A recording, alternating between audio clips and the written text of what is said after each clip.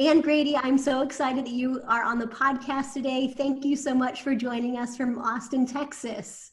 Well, thank you so much for having me. I am thrilled to be here. I listened to a webinar that you did a couple of months ago, and I loved it. And I was just like, wow, Anne has so much knowledge. I couldn't wait to have you on. So thank you so much for being on the podcast. And I thought I would start, just tell us a little bit about your passion and what you do right now. So I am really passionate about giving people more than just theory. So my work is both training and professional development, and obviously keynote speaking and events and consulting. But I love taking complex ideas like neuroscience and psychology and breaking it down into digestible, understandable stories and practical strategies that people can implement right away. And I love to make people laugh and feel good while I'm doing it. That is one thing that I did really enjoy about the webinar. I was like, it was practical, but also really informed by research and science, which I really appreciated. So cool. I could imagine that's one of the reasons that I was attracted to having you on and just learning more about you. Tell us a little bit about your journey. Where did you get started? Tell us what your degrees were in, and then how you got to where you are now. Sure. So I majored in speech communication. I always knew from a very young age that I wanted to talk for a living, and so my mom was like, "Yeah, good luck with that, Anne." And I ended up making it happen. So I got my master's degree in organizational communication and really started in training and professional development in the space of leadership and communication and emotional intelligence.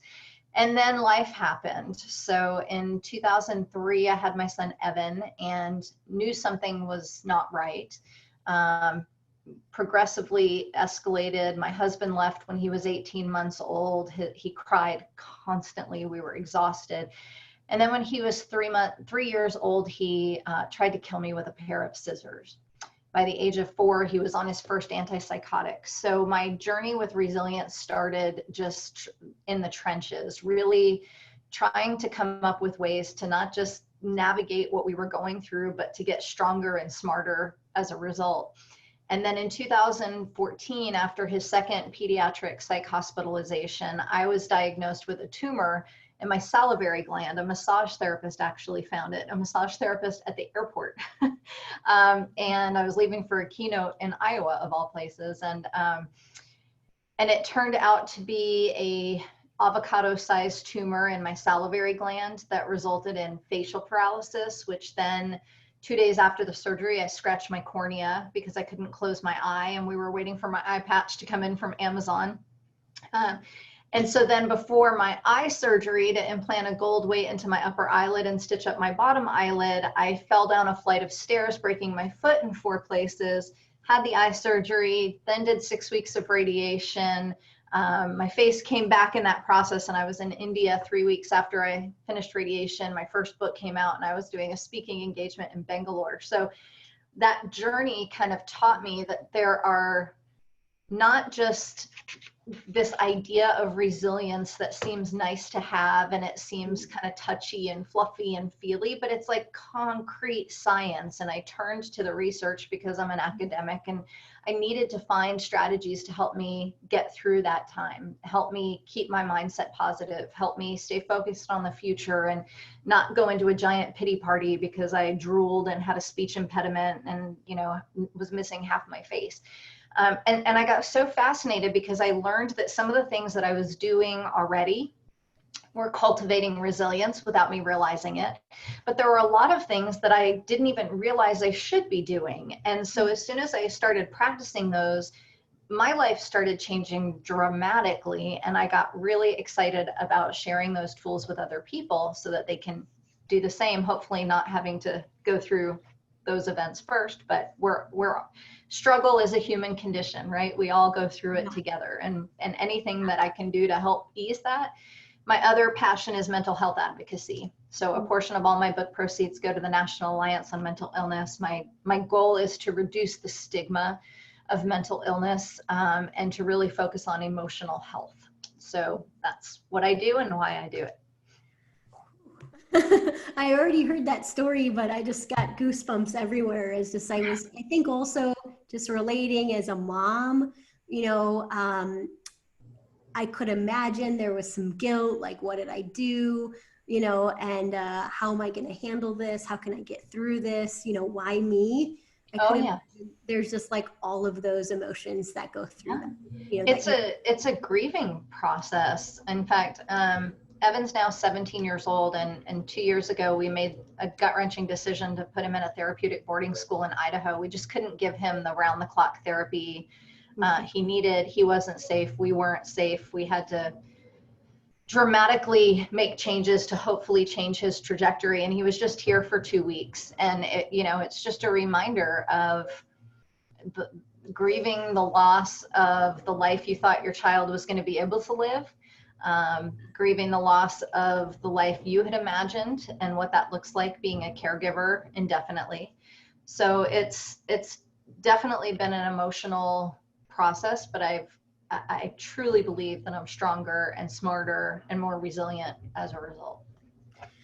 Oh, wow. I think about this idea. I think it's like a Byron Katie, there we go, quote. And she says like, life doesn't happen to you, it happens for you. You know, so I'm also hearing that it's like you're looking at this as is like you learned about resilience. There's some benefits that came from this. So tell us a little bit about, as you were reading and implementing some of the ideas and the science of resilience, what did you see in terms of the impact that it made on you, and like what did you do to start practicing it? So, one of the things a lot of people don't know about me is that I was diagnosed with clinical depression when I was 19. Okay. So I have been battling with some of the challenges of that since then. And the thing that really helped me, that I couldn't even understand why it was helping me until I started digging into the research, was gratitude. Gratitude has been found to be the number one predictor of well-being. It's a huge determinant of resilience. Just looking for something to be grateful for. You don't even have to find anything. Increases dopamine and serotonin and reduces the stress hormone cortisol by 23%. And so I was really challenging myself every time I went into a woe is me, it's not fair, which I'm human, I did, right? But every time I went into that place, I also combined it with the habit of going, all right, what's one thing I'm grateful for and one thing I'm learning? And so I really started finding that the more I started looking for the good stuff, the more I was able to find of it. And it's because you can actually train your brain. It's experiential dependent neuroplasticity. You can change the way your brain functions by choosing what you look for and how you interpret it. So that was one example of something that I had no idea was generating these huge results for me. But then there were things like that I didn't even know I didn't know, like mindfulness, Right. which is the topic of my book that's coming out, my third book in October, because people used to tell me to practice mindfulness. And I would just kind of roll my eyes and go, yeah, I know, whatever. It's like, doctors telling you to eat right and exercise and get sleep. And you're like, yeah, whatever. Exercise was also one of those things that I had started doing to manage my depression that helped me tremendously. But, the mindfulness part of it was the biggest surprise for me. Yeah. And what was it? Why was it surprising, and how did you start practicing it? So I used to think that you had to sit like in a full lotus and eat Yeah. tofu and find your inner zen, and that like you were just supposed to tune out the world and find this peaceful place. And I felt like I was failing at it miserably, right? And you have to fail in order to learn, right? So I kept trying it. And then my husband was joking because I'm such an overachiever. He was like, you're not going to meditate unless you're the best meditator ever. I kept going, why am I screwing this up? And what is the difference between being mindful and meditating? And what I learned is that they're different, right? So mindfulness is just paying attention on purpose. It's being where you are, because we spend an inordinate amount of time worrying about what happened in the past or feeling anxious about what could happen in the future. And my mind is constantly playing dirty tricks on me, going like, you're not good enough, or, you're not smart enough, or why would you say that? Or why did you eat that? And what I found is that mindfulness the goal isn't to change those thoughts. The goal is just to start becoming aware of your thoughts, emotions, and the way you engage in the world without judging it. And as a Jew growing up in New Jersey, we were taught to judge everything. So it's been quite the learning opportunity for me to learn, what, emotions aren't good or bad. They're just information sending signals to your brain. And you get to choose how you interpret those. But first you have to recognize them. And so at first it was like, I didn't want all of these uncomfortable emotions, anxiety and stress and sadness. And so we try to numb them. And we, get unhealthy vices just so we don't have to feel crappy. Unfortunately, the research is clear. It increases and magnifies the intensity and duration. So of that negative emotion. So it's like saying, don't think about pink elephants. Whatever you do, don't think about tacos, right? Like what we tend to think about those things even more. And mindfulness was a way to just be still.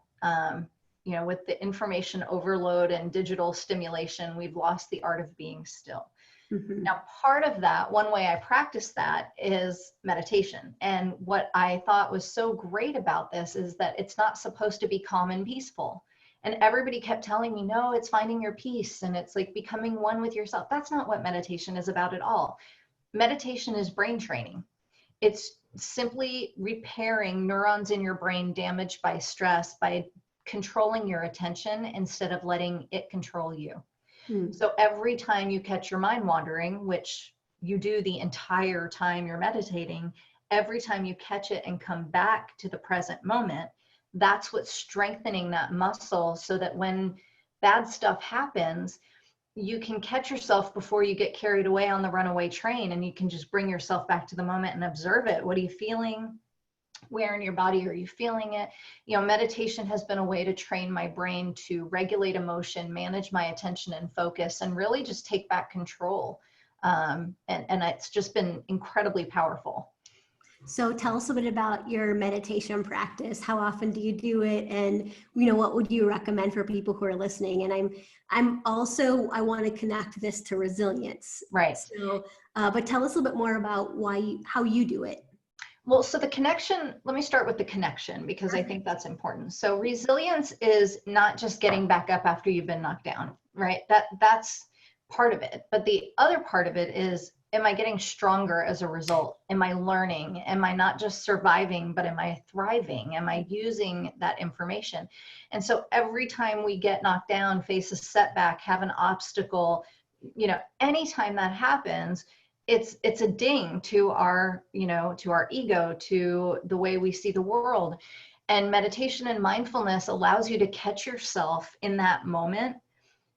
The struggle is real. I mean, it really is, but struggle is not a competition.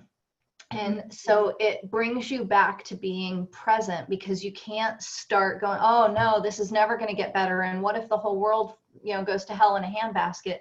Meditation and mindfulness have given me the ability to take back control so that I'm making decisions about the habits that I cultivate, the belief systems that I allow to perpetuate, the skills that I develop, the ability to regulate internally my nervous system and my brain. And those are all the skills that allow you to survive the tough stuff and learn from it and get stronger from it. So I meditate every day.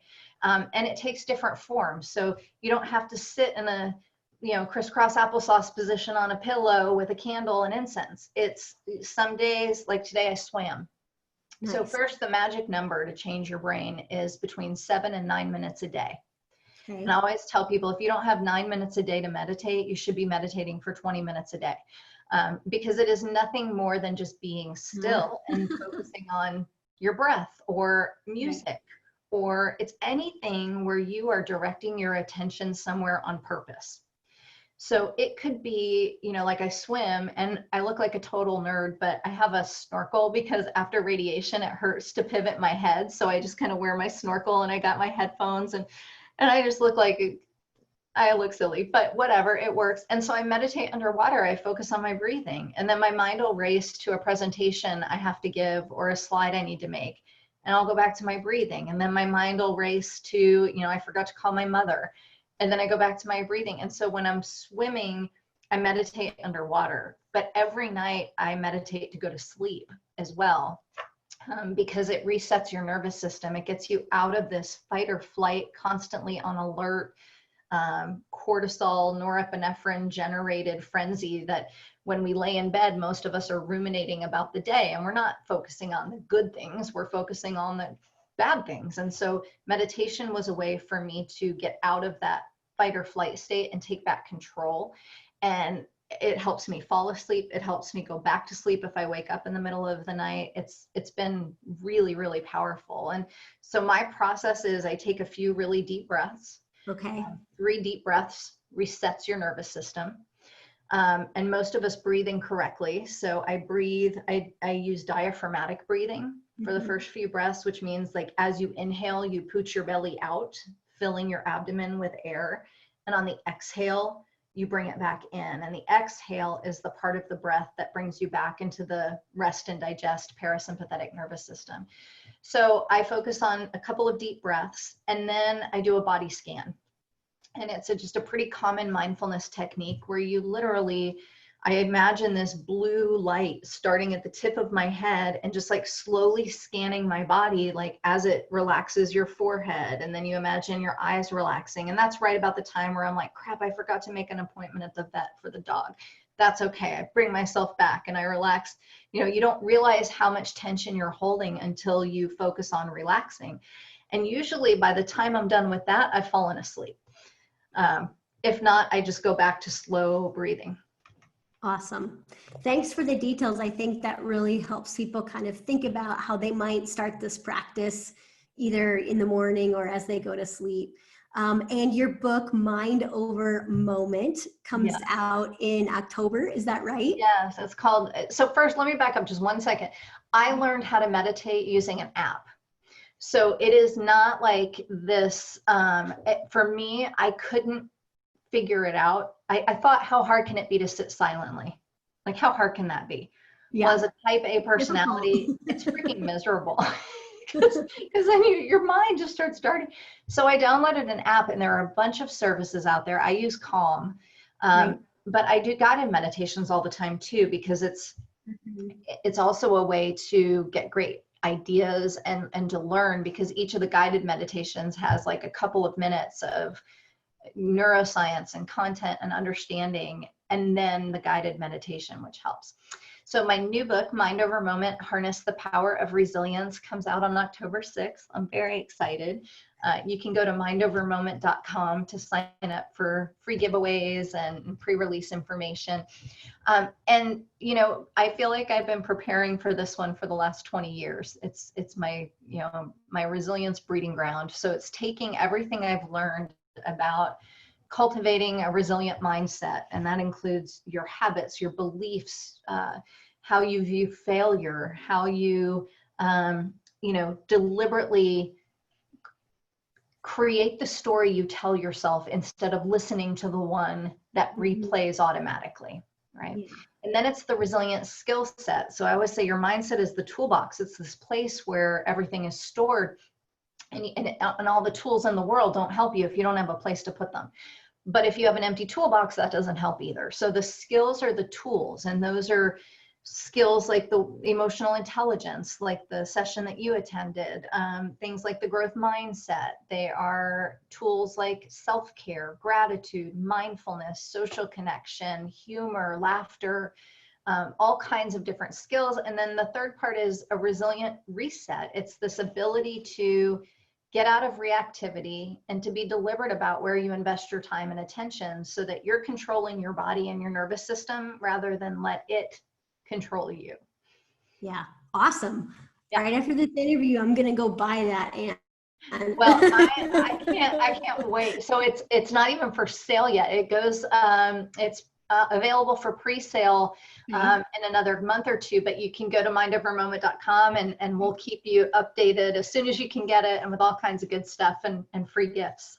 Well, when I attended your webinar, I also like was looking for a book that discussed what you talked about. So I think this is exactly what you're describing. You know, so that's kind of interesting that I was like, oh, where can I get her book? And I was looking at all of your books. So Well, I very have cool. two of them. You know, the interesting thing is 52 Strategies for Life, Love, and Work. That was like my survival guide. It's the first book that came out, and it's literally a strategy a week over the course of a year. And they're all strategies I practiced to Awesome. navigate raising Evan. And then my tumor happened, and you know, all of the stuff that came with it. And so my second book, Strong Enough: Choosing Courage, Resilience, and Triumph, was the title of my TEDx talk. And it was really a way to identify your own self-limiting beliefs and what's blocking your courage, and what you can do to cultivate it. But this book I'm really proud of, because I read a lot, and I had found so much good information, you know, Carol Dweck's growth mindset, and your information on grit, and Angela Duckworth, and emotional intelligence, and all of the mindfulness content, and all of the skill building and self-care and sleep. And I wanted one place where I could go find all of it to help me really make it more simplified, and I couldn't find it. Right. So I thought, all right, well, let's build it. So it is a full-blown toolbox with everything you need to practice mindfulness, start getting out of reactivity, and start taking care of yourself. And that includes your mind as well. Yeah, I like the way that you've combined these areas of expertise and then helped us really, like through this book and through other things that you're doing, help us really understand the how. So one question that, and I think about all these topics like habits and beliefs and failure, creating your toolbox, like such powerful things. When you think about failure, tell us about what failure means to you, and how does that connect with our ability to build our resilience? So I had been allergic to failure my entire life. Like, I was terrified. My fifth grade teacher, Mrs. Rock, like wrote a note to my parents on my report card and said, if Anne keeps this up, she's going to have an ulcer by middle school, because I was so worried about failing. And what I learned, I love the acronym for FAIL, first attempt in learning, right? No great success story ever came without significant failure. I mean, you can Oprah, J.K. Rowling, Steven Spielberg, the Dr. Seuss, the KFC, you know, Colonel Sanders. Like, there's just no example of amazing achievement without a ton of failure. And so I started trying to think about different ways to look at it. And so it became a skill building exercise more than anything else. What can I try next so that I learn from it? And I can't even count the number of failures that I've had, but it's also led to the successes. So it's necessary. So when you think about people who are listening, because I think that some people are allergic to failure. So I like the way that you describe that. It's just a fun example of, you know, how we really don't want to fail. Right. What advice would you give people who want to practice that mindset, this idea that, you know, what can I try next? And it's okay to fail. So two things. One is to really start paying attention to what you're afraid of. Mm-hmm. Are you afraid of looking stupid? Are you afraid of being embarrassed? Because most of us spend so much energy on how we'll be perceived and how we'll feel about ourselves instead of what we'll learn from it. So this idea of, you know, failure is only bad if you're perfect, right? Mm-hmm. So it's this idea of, am I trying to be the best, or am I trying to be better? Am I trying to compare myself to everybody else, or am I focusing that energy on learning new skills? Am I setting self-limiting beliefs that are imaginary because they're just the things I've always told to myself? Mm-hmm. And then the second thing, and this has been super helpful for me, and it took years of therapy to figure this out, and if I can save somebody the expense and time, I'd love to. You know, we all have this negative self-critical voice, Every one of us has it, and many of us have more than one, right? And so we learn when we're younger about multiple personalities, and so nobody likes to think that they have all these personalities. We do. We have a ton of different identities. We have our identity as if you're a parent, if you're a daughter or son, if you're a sibling, if you're a volunteer, if you're a professional. And we also have these parts of our, personality, our personas that are not supporting our success. They're sabotaging it. And if we can separate that negative self-defeating voice from reality, we take its power away. And one way to do that is to name it. So I view my self-defeating, self-critical voice as this mean, overweight woman named Helga. And she's carrying around a rolling pin, and she's wearing a dirty apron, and she's just running around giving everybody orders and telling everybody they're not doing good enough and telling me I'm not enough. And now I just recognize, oh, that's just Helga. And I like, my husband laughs because I'll be in the kitchen randomly. Shut up, Helga. There's nobody around. But it helps to like separate those belief systems from the truth, because they're not serving you. And if you view them, we believe what we tell ourselves, right? So we have to start sending different messages, but you have to start separating the truth from just this self-defeating kind of habit that we've gotten into throughout the course of our life. Really powerful. I love the idea of naming it. I haven't named mine, but I love that idea. You gave me something to think about and a good challenge for me, but I know mine sounds like maybe my mom. A lot of people say, can I name it my mother-in-law? Yes, you can name it anything you want, because you don't have to talk to it out loud, right? You can just hear that critical voice and go, wait a minute, that's just Helga or Bambi or whatever your assigned name is. But it takes some of that power away, because most of us get in a matching, a boxing match with ourselves. So we hear the self-critical voice and then we debate it, but then it's like this constant conversation in our head, and it can leave us feeling helpless, hopeless, exhausted. And the only way to take back control is to understand it and separate it. And that's where the mindfulness and the meditation piece comes in that you talked about earlier. Because you have to catch yourself when it's happening. And the only way to do that is just to be present. So mindfulness helps you get back to present, realize it's happening, and then you get to make a decision about how to proceed. And if you want to listen to the voice and you want to believe it, that's totally okay. It's not going to serve you, but it's your call. But I wasn't even aware of it before I started practicing mindfulness. I didn't catch it in the moment. I realized it hours later or days later, and that's not helping to correct the behavior. Absolutely. So I know you just had like a 4-page feature in Success Magazine. Yeah. I'm like, my mind is blown because I love Success Magazine. So I can't wait to get mine in the mail. I have a subscription, but I don't think I've gotten your episode. It's the one with Elon Musk on the cover, and it's so exciting. And then like my article is right after an article about Simon Sinek. So now I can literally say, I got your back, Simon. That's wonderful. So it is called Resilience Reset for people who want to go check it out. And I want to talk a little bit about like, what is Resilience Reset to you? And then how does it relate to the things that we've been talking about so far? So like before COVID, right? When people asked you how you were doing, most of us were guilty of busy, stressed, tired, burned out.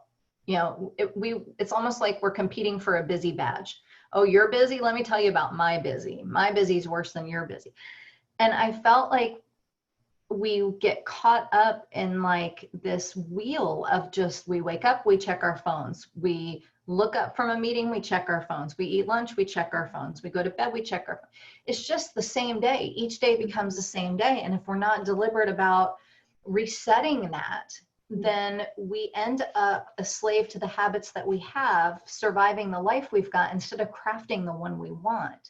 And so a reset is, how do I break out of that busy trap and be deliberate about where I invest my time, energy, and attention? And when you do that, you actually regulate your nervous system, which is what can get you out of that frantic, anxious feeling that most of us find ourselves in a lot. You can And see my why do dog you think? practices it. I know. I saw your dog jump up on the couch, and I was like, "Oh my gosh, how cute!" my other one is snoring at my feet. So, Tell us about why it is so important right now during COVID and during this time period to have a resilience reset. And is this something are you suggesting we do like throughout our day? Tell us a little bit about like how often we might do that. so it's more important than ever because our brain is on overload right now. Everywhere we turn, our brain views the unknown as a threat. It would rather have an outcome it doesn't like than one it doesn't know.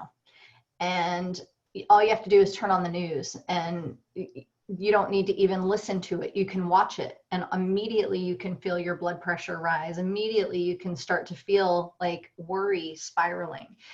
And so the way that you can practice this is a simple thing you can do is for the first 30 minutes you're awake, no email, no phone, no social media, nothing except your thoughts and maybe music or your pets or your family, right? But you are sabotaging your entire day operating out of reactivity if you've allowed your attention and focus to be hijacked right away. The reset is literally how do you get back to that sense and place of calm? And how do you do that? So it happens to me multiple times throughout the day. I actually started borrowing my daughter's Apple Watch. Yeah. It's a reminder to breathe. And that has been helpful for me. Every hour I stand up, I take a quick walk, I breathe, I focus. So I reset multiple times throughout the day. Evan was just visiting, and, part of the visit was incredibly stressful. And so, I practiced it by allowing myself to cry and not beating myself up over a good mom wouldn't do that, or I shouldn't feel that way, or it's not okay. It could be something that simple. It could be something as giving myself permission to draw. I literally did this yesterday while sitting at my desk. It's just a mandala, Awesome. or a mandola, or however you pronounce it, right? But it's just like something small like that. Just doodling for 10 minutes resets your nervous system. Anything you can do to get out of your limbic system in your brain, which is the emotional control center, and re-engage the logical part of your brain is going to reset you. And it could be a walk. It could be deep breaths. It could be watching a funny cat video. It could be literally anything. It's just about taking back control so that you're not spiraling going, it's 4 p.m. and I got nothing on my to-do list done. I've been living out of my inbox, fighting everybody else's fires and emergencies. I've been in meetings all day. When do I get to stop? And there's never going to be a time. You have to make that time. Yeah, that's a really good point. And I think about how this relates to our everyday life and being parents, but also how it relates to our work. And I know you do some work with like sales teams. Tell us a bit about why that in particular, like as an entrepreneur or in sales, why it's so important to have a resilience reset. Well, I've been in sales for over 20 years. I sell me. And so be careful how you communicate that to your kids when you're an entrepreneur or a speaker. Because my son, they had the parent teacher day when he was little, and they were like, what does your mom do? And she's like, well, she gets on stages at fancy hotels, and then they pay her after she's done selling herself. No, Evan, that's not what mommy does for a living, but good to know that your teachers now think I have a poll. So the thing about sales is that you can take it as personal rejection, right? Especially when you're selling as an entrepreneur a service or something that is yourself. And when you come at anything from a place of fear, rejection, or a mentality of lack, you operate out of fear, and you cannot engage the creative, innovative part of your brain. If you're operating out of fear, it shuts down that part of your brain. So, COVID hit and all my engagements got canceled one after another. And it was really easy to catch myself because I've been practicing mindfulness. It was easy to see when I was starting to spiral, right? And so for sales teams, it's a numbers game. That's all it is. That's all sales is. It's a numbers game. It's a ratio. And if you view it as such and you start figuring out, and people buy from people they know and like and trust and the connection there, right? So if you get out of, I'm a salesperson trying to sell a product or service, and you get into, how can I help you make your life a little bit better? Is there something I can do, right? Like if you had the cure to cancer, you would want everybody to know about it. Absolutely. But if you have a new product or service, a lot of times people in sales are like, oh, it's sleazy, it's self-promotional, it's uncomfortable. It is if you're focused on you. But if you're focused on how the solution can help somebody else and you share with them, here's the problem I hear you talking about. And it's all listening, right? It's all connection. Here's what I heard you say the problem is. Here's how our solution might be able to fix it. What can I do to help? And that's really the birthplace of trust. So that's what cultivates sales. And you have to come at it from a place of abundance, because the second you start worrying about not having enough, you start looking for all of those reasons. And you can literally, I have a stop sign on my monitor right now, so that when I go into that place, I stop and I reevaluate. Awesome. Well, Anne, we could talk for a couple of hours, I think. You provided so much great content in this really short period of time, and really given us a lot of practical strategies that I know are based in science and research, which I really appreciate. Tell us how people can find you, reach out to you, follow you on social. Okay, so social, everything is at Anne Grady Group. Website, annegradygroup.com. Book information, mindovermoment.com. But the easiest thing, if you want some free resources, is to text the number 555-888, 555-888, and chat the word strength. And you will immediately be sent a link where you can sign up for a resilient self-assessment, a self-care sheet, a resilience poem, and then weekly resources to help you not just survive this stuff, but really make it through stronger. Awesome. That's wonderful. Well, I always do a recap at the end, and your personal story, incredibly powerful, and I can see how you got to where you are now. So thank you for sharing that with us. I really appreciated what we talked about related to mindfulness and meditation, the difference, and just hearing like how you practice mindfulness and meditation. I think that's really helpful for people who sometimes it seems like really abstract concepts for people. I also, when you said like gratitude is the #1 predictor, I think that's the word used of well-being. And I thought about how I can even practice gratitude more. And just really love the content of Mind Over Moment. Can't wait to read it. And just this idea of like resilience reset, resetting multiple times throughout our day, and just the that failure is really an opportunity to continue to learn. And I liked your question of like, what can I do next to fail? So Anne, way to bring it today. Oh, thank you. I knew this would be so much fun, and I would learn, one of the reasons I do this podcast, to continue to learn as well. So thank you so much for joining us from Austin. I'm grateful that you're here, and I'm grateful that you had an opportunity to positively impact thousands of people who are listening today. Well, thank you so much for having me, Cindra. It was a pleasure chatting with you. We'll have to do it again. And for your listeners out there, just remember, like, happiness is not a genetic trait. It's a skill. It's a skill. It's one day at a time. It's a skill. So don't wait to be happy. Create it. Awesome. Create it. Excellent point. Thank you, Anne. Thank you so much.